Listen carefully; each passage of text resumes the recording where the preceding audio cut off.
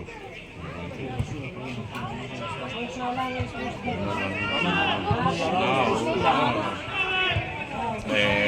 Están trabajando en Madrid, perfecto.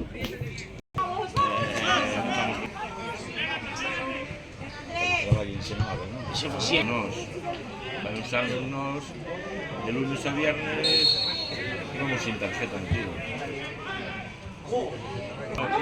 Después pasa